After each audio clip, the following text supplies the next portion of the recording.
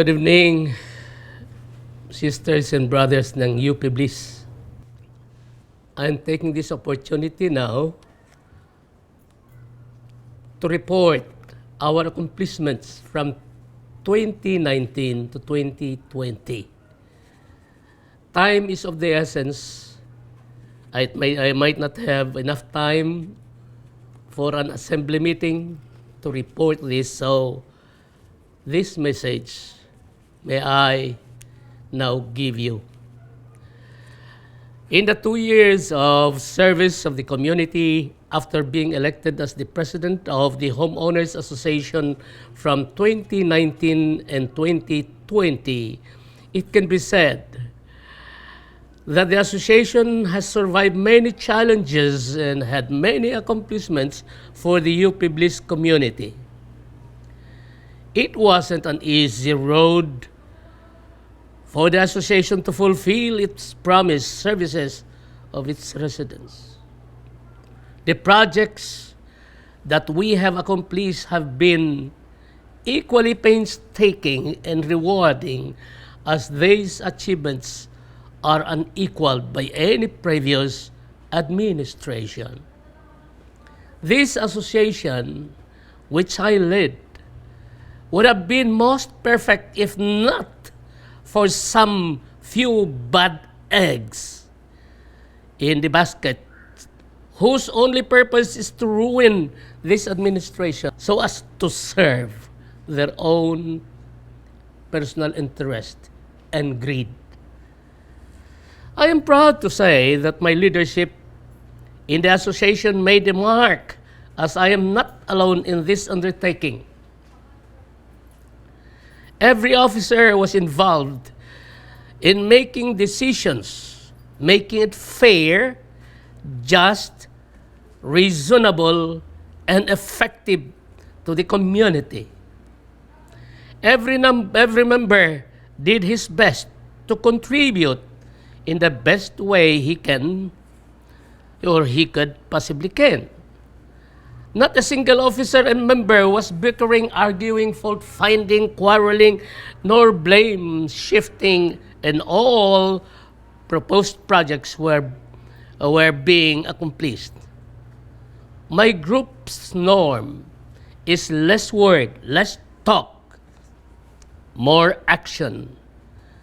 In Proverbs 10:18 says, "When words are many, sin is not absent. But he who holds his tongue is wise." Under my leadership, every issue was discussed and approved by all the members. Ideas, not opinions, no, were presented and discussed and agreed to by everyone before they are implemented. My administration is far from perfect, but we made certain that our efforts to serve the interest of the community was kept and upheld. Under my administration, the following projects were accomplished as follows, my friends. First, the CCTV installation. Many of us are unaware that CCTV project was solicited by the association from ex-Councilor Marvin and Rillo during her campaign for a seat as a councilor in the 4th District of Quezon City. The CCTV project was accomplished without any support or funding from any government institution. This initiative was spearheaded by our vice presidents, Christian and Jasper, our association, and was granted by our beloved Councilor Marvin and Rillo of the 4th District. The community was since then been benefiting from the CCTV project. In fact, the CCTV system was able to document several incidents which occurred in the UP Bliss area, which helped in solving issues of theft and robbery in our community. Then came the UP Bliss Clinic. While serving as president for the Unified Senior Citizens of Barangay San Vicente, I had convinced my members that there is a need for a clinic inside the UP Bliss to utilize the newly erected building which Congressman Bong Suntay initiated. Through the assistance of Mrs. Nene Regino, who is a consultant of this M Foundation, the clinic was finally constructed and became a reality. The idea was spawned by Senior Citizens Achievers Group, also under my leadership, being that Nene Regino, who was connected with the SM Foundation, the project was easily realized. The current association also provided assistance for the construction of the clinic. The association contributed by providing the grills and fixtures inside the clinic. For the past 2 years, from the operations of the clinic, we had provided dental and pediatric services and a therapy center for children with special needs. The clinic also served as a venue for chiropractic and acupuncture sessions, which were given for free to UP Bliss residents. We also had provided free medicines for residents of UP Bliss. All this through the initiative of my vice presidents, led by Internal Affairs Vice President. And activities were supervised by our VP. The meager income that generated from the clinic was used to acquire the necessary equipment needed for the clinic in helping it to be fully functional. Then we have the very first taxi service, my friends. Unknown to many of the residents, the association had led meetings with taxi drivers to have them part of the community's taxi service operations through the project Text a Taxi, wherein not only residents of the UP Bliss can avail of it. This service aims to serve residents' transportation needs. The service will benefit especially our senior citizens who are having difficulty walking with such distance just to get a taxi cab. Convenience at their fingertips, as it only takes a taxi message to be personally picked up from their doorsteps and be brought to their chosen destination. The taxi service was under the supervision of Mang Boy, who then resided at Building 19. The funds generated from the taxi service are allocated to the different projects in the UP Bliss compound, which include the following: painting of Pathwalk. If you pass through the Pathwalk, you'll notice it's painted. Painting of UP Bliss Entrance. Painting of Bliss signage. Painting of gutter. Painting of Pathwalk poles.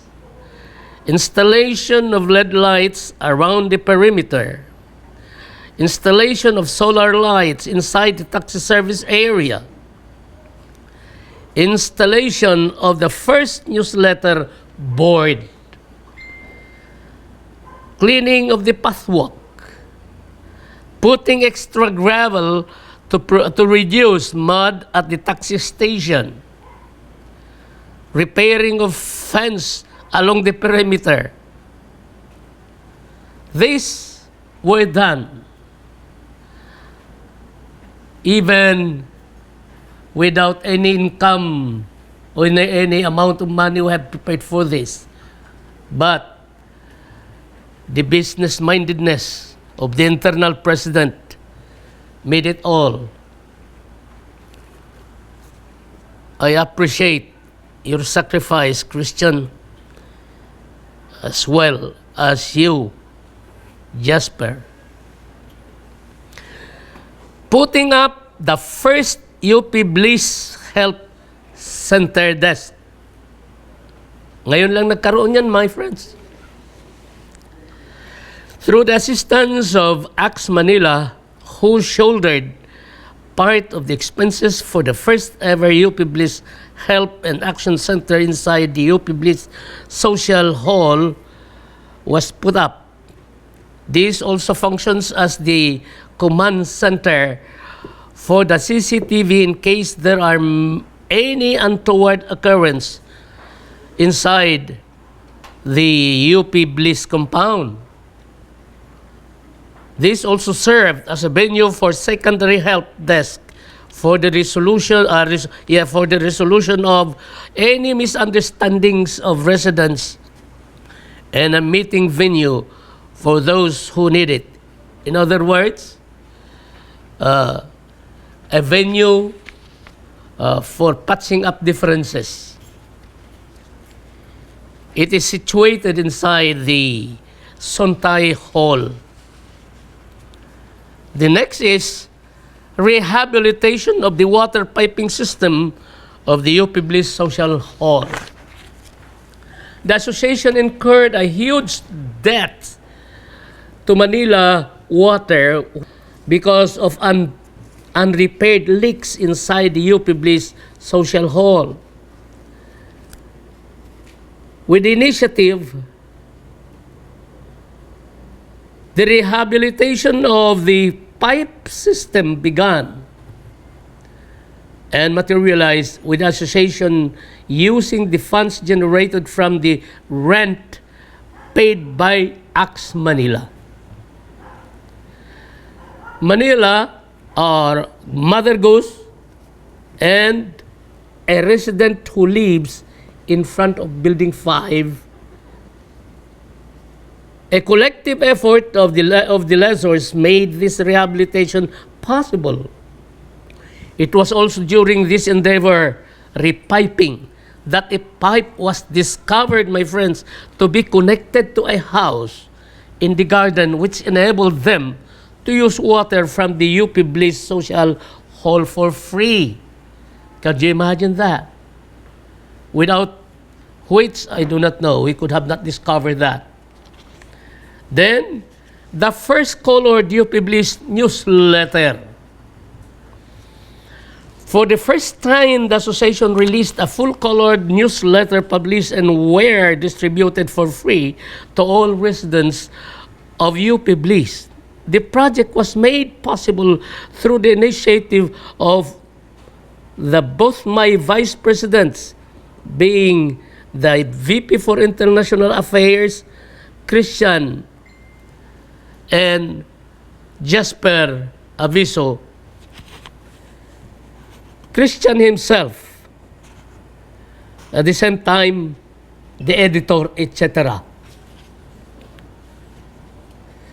Then we have the first UP Bliss Laundry, known as the Blissful Laundry. The UP Bliss Association also approved the first laundry business operation, Blissful Laundry, for the residents of the community. Not only was the project beneficial to those who need laundry services, but the rent collected from the business in the amount of 8,000 generated an income that was used as allowance for 2 in-house security agents, peace officers, who patrolled at night.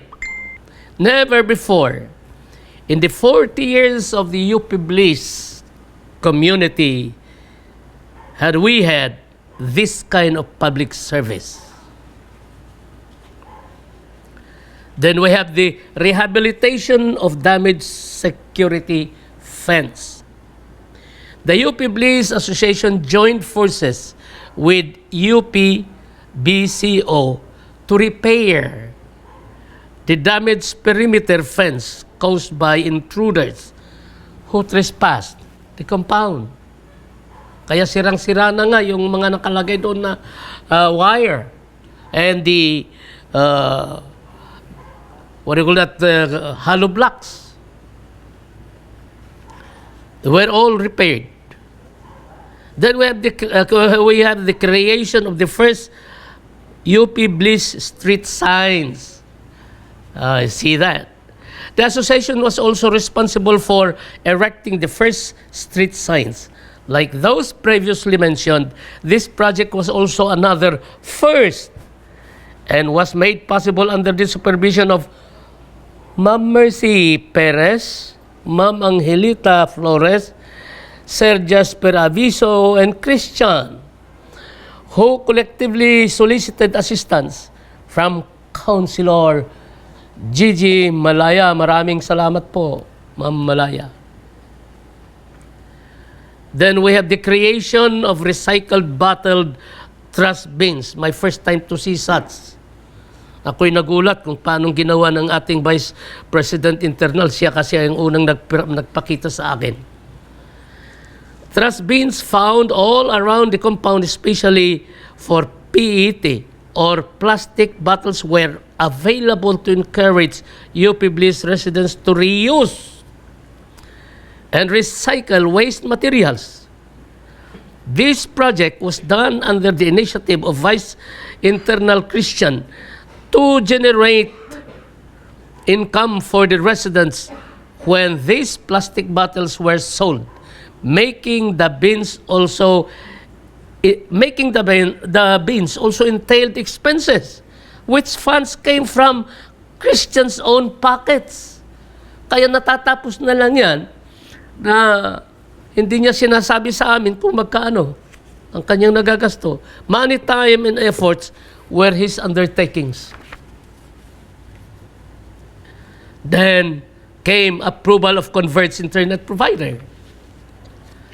An agreement was made by the UP Bliss Association and Convert's ICT area head manager, Miss Regine, to provide the first ever high-speed end-to-end fiber connection services to our residents. The UP Bliss Association provided certificates of residency for free. These certificates were one of the requirements in the application to those who would like to avail internet service. And for totally free. I know of a neighbor who went to the barangay for a certificate for a good amount of 400 pesos. The certificate I approved and issued were free. Then the 3D virtual walkout project. Through the joint effort of the architect Holtz, Abu, and the UP Bliss Association, the presentation of future projects of the UP Bliss Association was presented to Congressman Bong Suntay. Truly, our association is constantly thinking of ways to improve the living conditions in this compound for the benefit of entire community. This could have been physically realized if the association money at the BOC and the DBP were not hostage by then President Donato, who still claims, even up to now, to be the president. The deposits have been inactive and time will come. Baka we wake up, wala nang laman yung ating ibinangko dahil kinain ng bangko. Dahil naging inactive for more than 2 years na. As everyone could notice, we now have the creation of mobile trash can. Yan. As everyone could notice, Maite and Jose have been using mobile trash carts that have been funded from income derived from TV production, shoots or shootings in the compound since 2019, which were under the supervision of Duay Sulita, who all 6 trash carts were used throughout the compound. Then we have the installation of 3 exhaust fans in UP Bliss Social Hall. Through the assistance of the ACTS Manila, by the way, ACTS Manila is a religious group. The association provided comfort inside the social hall with the installation of 3 exhaust fans, which served to bring out the hot air inside the hall and allow the existence of fans to be more efficient, resulting to a more comfortable venue. The UP Bliss Association procured, paid, and supervised for the installation of the fans donated by the members of ACTS Manila. And next is second set of converged lines, 200 lines. Through the unrelenting effort of Christian, VP for Internal Affairs, the initial 100 lines were not sufficient. The UP Bliss Association again requested for additional lines with tedious negotiations and planning with Converged ICT.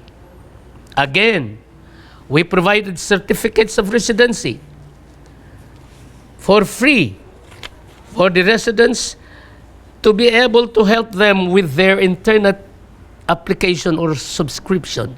This again was proof that our association is doing its best for everyone who would like to avail of a high-speed internet service to enjoy during this pandemic session. It's nice to tell you, my friends, that almost the whole of UP Bliss is now saturated with Converge. The next is assigning the first ever in-house security force for the Bliss residents, night shift. In February 2019, the association decided to field for the first time an organized security force, beginning with 2 agents, followed by a force of volunteers.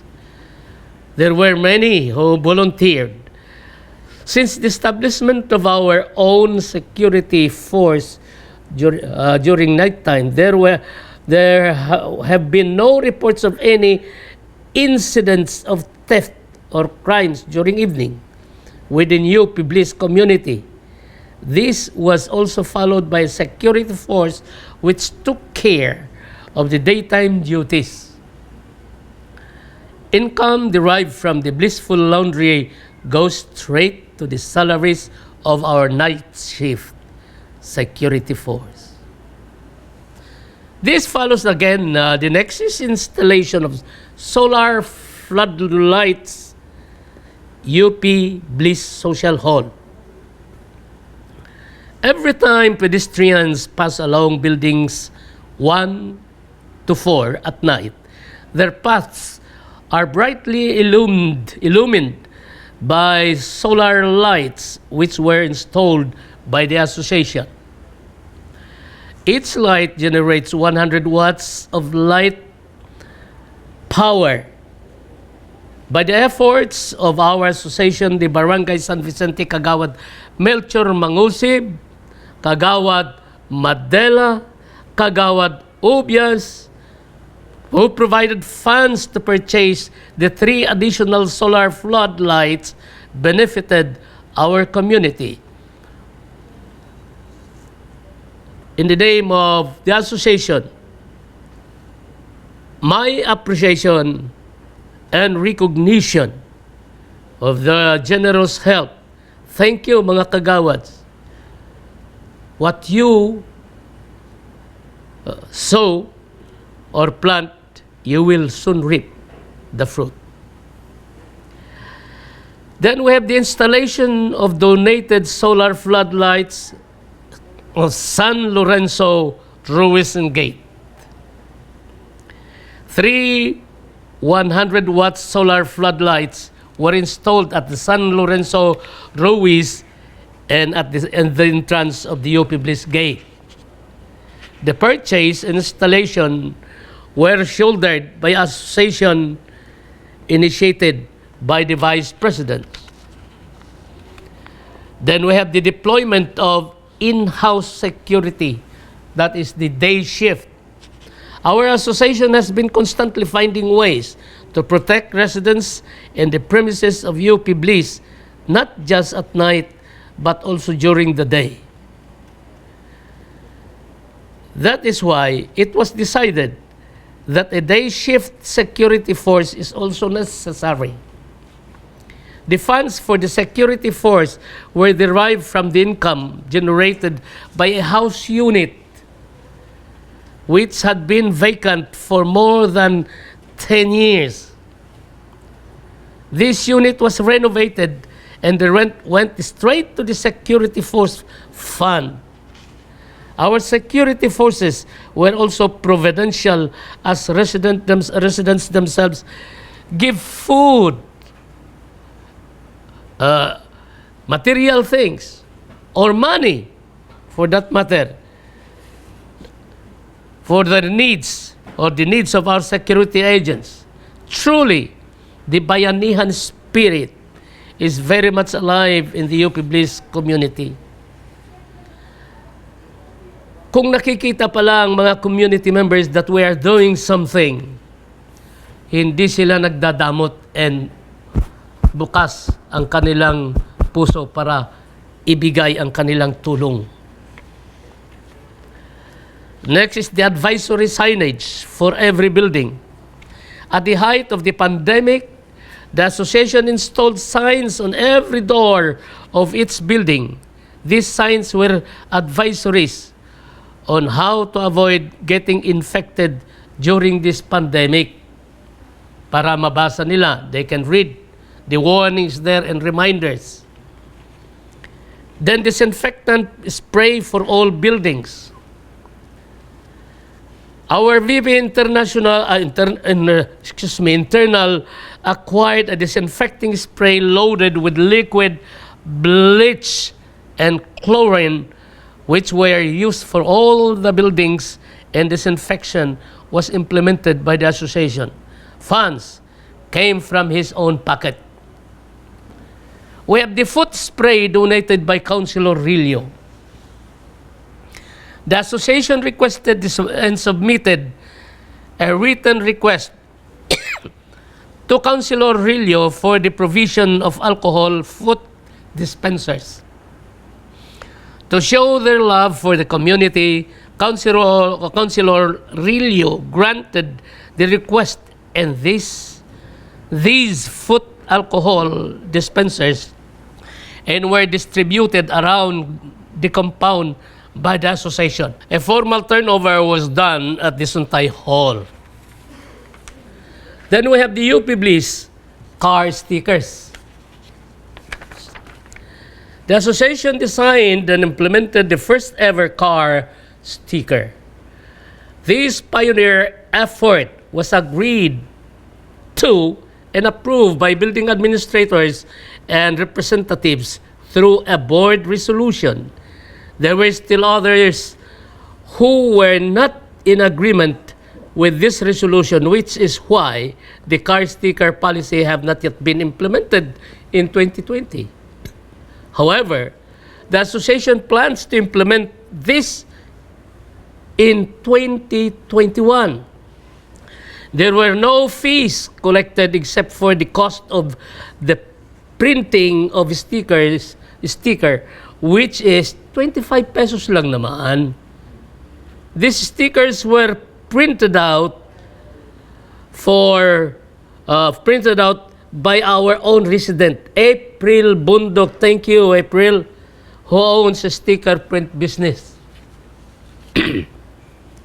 Then we have the distribution of donated Uniqlo face mask by SM Foundation.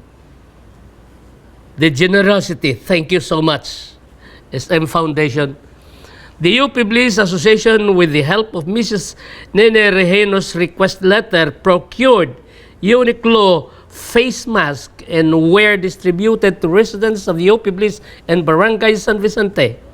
The appreciation of the mask distribution was complemented through the acknowledgement video made by a videographer editor who was a resident of UP Bliss, with the participation and cooperation of some of our local neighbors in the community. Thank you, Nene Rehino.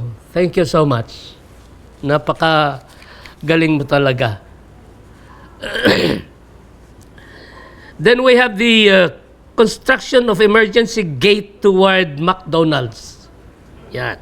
Amidst the pandemic, the UP Bliss Association was hard at work to complete projects which include the gated emergency exit, which is opened at 4 o'clock in the morning and closed at 10 o'clock in the evening. This project was funded out of the pocket of the association members themselves. The project was physically executed by our very own Secretary, Noel Navarrete. Noel, thank you. Thank you, Noel. Then we have the photography class for UP Bliss residents. The UP Bliss Association offered and conducted a photography class for anyone interested in this skill. Initially, 6 students enrolled. A small fee of 300 pesos was charged, and this amount went to the instructor and facilitator of the class. Thank you. Again, thank you, Christian. As always, your presence is constantly present. Then free computer repairs. Ito na ang katotohanan na talagang totoong serbisyo. The association, under the leadership of VP Internal Christian Oybenke, initiated a free computer repair service to all UP Bliss residents. No fees were collected except for licensed software that needs to be installed and for parts like replacement of hard drive, LCD, screen, and memory. This was a public service spearheaded by the HOA Vice Internal for Residents. Over 40 computers were repaired in UP Bliss community during the pandemic season. Thank you, Christian. Christian, by the way, is a computer graduate. He teaches how to repair. Aywan ko lang kung ma-repair niya yung mga sirang ulo.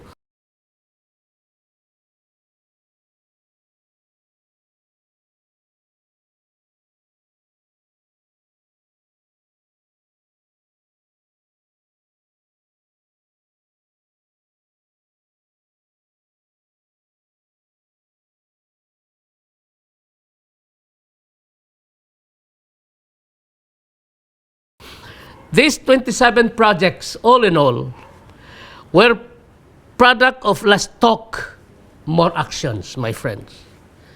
As was said earlier, we didn't have quarrels, bickerings, aware that it was for the benefit of all residents. We serve free. It is my personal advice to my groups. If it is for the good of all, just initiate it. Do it. Quarrels, bickerings, etc. are the treasures of the past, the luxury of those unforgotten moments.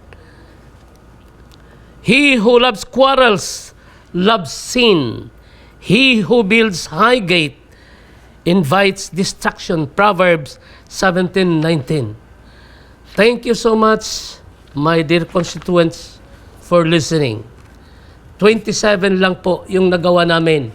At were it not for the pandemic, we would have done more because we have more in the pot.